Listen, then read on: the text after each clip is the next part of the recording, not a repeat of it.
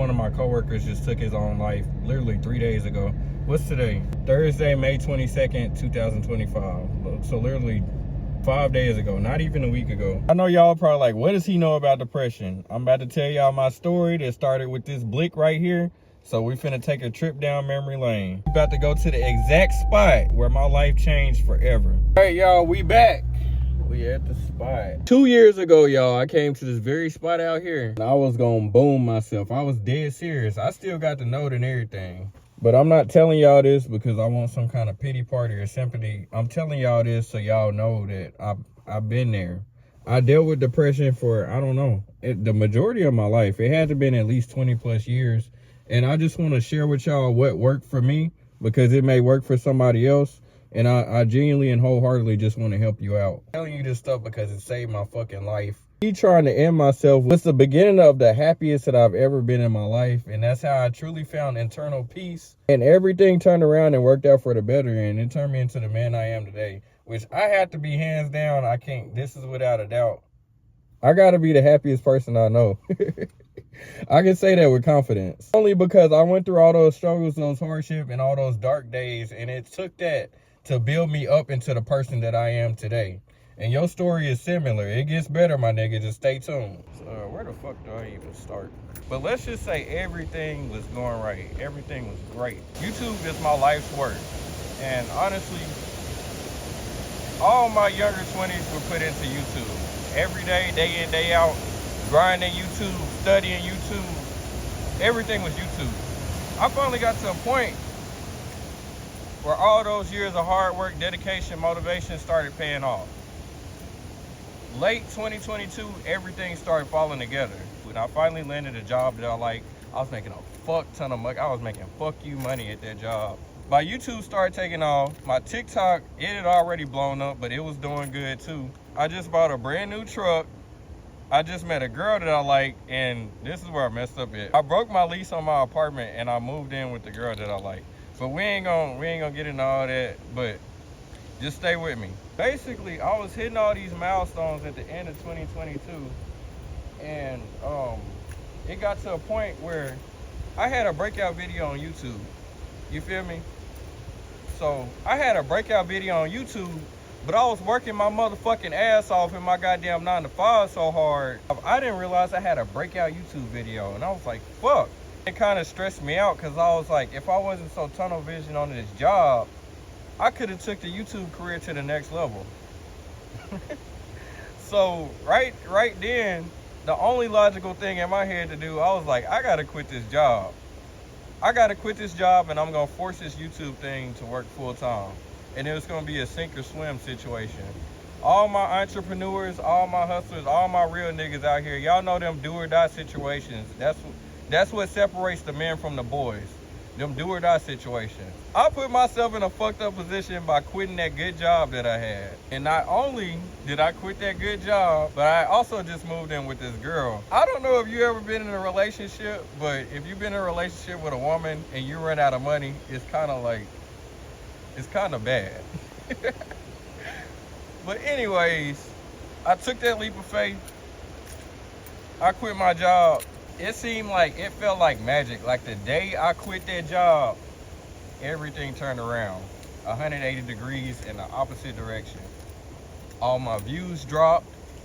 So, and if you know anything about content creation, wherever your views go, that's where the money goes. All the money dropped. Everything was just over with. And I was like, fuck. But I came out here to show y'all this spot. This right here, this is where I was finna boom myself at. I came right here. I had that pew-pew. I pointed that pew-pew at my heart. You know, on TV shows when the main character is about to perish and they start seeing their lives and their loved ones flash before their eyes. I kept on seeing my sister smile, and she got the most beautiful smile, man. Hold on. She got the most beautiful smile, and I couldn't do that to her. So I took the pew-pew, I took it away from my heart, I turned it around, I said, BAM! I fired that bitch, hold on. I said, BAM! I fired that bitch right there, and I walked back.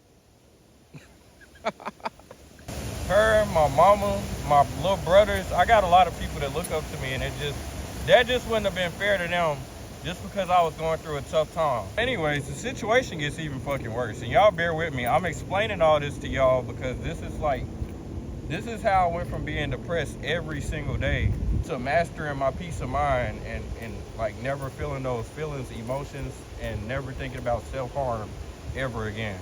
Let's see if I can go off in this little spot back here. Hopefully ain't no snakes back here. Yeah, hopefully ain't no snakes in this bitch. Y'all see that? It's a mattress right there. Somebody used to live here. Anyways, it's a little small river out that way. There's another one, y'all. Look, it's another mattress. I gotta get out of here, y'all. These mosquitoes ain't ate in goddamn days. God damn. Dang, y'all don't feed the mosquitoes around this bitch. But anyways, it's a little river back there. I sat at that river. This is another day. I went back another day. I sat at that river and I held that pew-pew to my chest. And I was serious this time. I was dead serious, man. I was like, it's over with. I got nothing to live for. On top of everything I listed earlier, I was $20,000 in credit card debt too.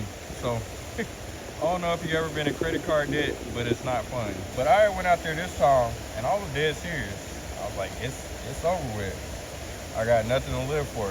As I was sitting there contemplating, crying, 2 seconds before I pulled the trigger, my homeboy FaceTimed me. I got a FaceTime and I knew this had to have been nothing but, I'm not gonna speak religion, so if you believe in God, you believe in God, you believe in Buddha, you believe in Buddha, you believe in the flying spaghetti monster, you believe in the flying fucking spaghetti monster, my nigga.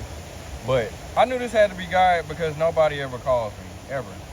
Even to this day, nobody ever calls me. I'm cool with that now, but back then it used to stress me out. Nobody ever called me, but it was my homeboy. And he called me right as I was about to pull the trigger, and he was like, hey man, he basically talked me off a ledge. Cause he was like, hey man, don't do that. And I was like, God damn man, you called me right on time. You feel me? Cause I was about to do it to myself, like that was it. But the next chapter after that, I basically started working on myself. I had to get myself together. And I had to, because I had nobody around me, I had to accept being alone. There was no noise. I didn't have any friends. I had nobody to hang out with. I had nothing to grind because I couldn't. The place that I moved to after I moved out with the girl, I couldn't grind YouTube anymore. I had no way to hook my setup up. So it was just me, by myself, by my lonesome. But the reason why that isolation is the most important, that's when God speaks to you loud and clear. That's when you can hear God the loudest. And I don't mean God in the literal sense of a man sitting on a throne with a big long white beard telling niggas, you go to heaven. You go to hell. You know what I'm saying? I'm not saying there is one ideal God. Damn, I dropped my dinky dude. I'm not saying there's one ideal God. It doesn't matter what you believe in, whether it be God, Buddha, Muhammad, the flying spaghetti monster, it don't matter, nigga. You gotta believe in something. Whatever you believe in is okay with me. After all that transpired, here I am. $20,000 in credit card debt. The girl left me. The thing I was most passionate about was YouTube. I couldn't grind YouTube. Where I was living at, I was unable to hook up my gaming setup, so I couldn't record and edit like I usually did at my old crib. And I just failed to boom myself twice. And I was unemployed, so it was like, damn. I was like, where do we go from here? I have nothing. Everything was gone. The reason I'm telling y'all all this is because that was the beginning of my awakening and how I beat depression, because I truly found inner peace. I had to find happiness within myself because I didn't have any friends. I wasn't hanging out with nobody. I had nothing to do. I was unemployed. I had nowhere to go. But eventually it led to me doing DoorDash full time. If anybody has ever DoorDash full time, you know it's awful. The money is awful. The people are rude. The customers are rude. Fast food is slow. Scale from 1 to 10, it has to be a 2. And one of the most least practical ways to make a full-time living, honestly. But in doing DoorDash, I found true peace, because I found peace in actually not the work itself, but just the genuine interactions and meeting people, delivering food, seeing smiles on people's faces, joking with the fast food workers, because you know fast food employees are funny as hell, and just overall, just the experience itself. And it went from me dreading doing it every day to loving it. I enjoyed it. Even though I didn't continue to do it, I went and got an actual fucking job because that shit was awful. The income was awful and I had to clear that debt. But the time that I did do it, I learned to enjoy it. But I didn't enjoy it because of what I was doing. I enjoyed it because I found the inner peace and being alone, doing things alone, but also being interconnected with the world around me, the people around me, and basically found peace within myself. Everybody not here? No. I'm sorry, y'all, if that was a little difficult for you to consume, but I just had to get that off my chest. I had to explain my story. Where I was at back at the end of 2022, I'm nowhere, like mentally, physically, spiritually, I'm nowhere even close to that today. I'm way better. I never have suicidal thoughts anymore. I never feel depressed anymore.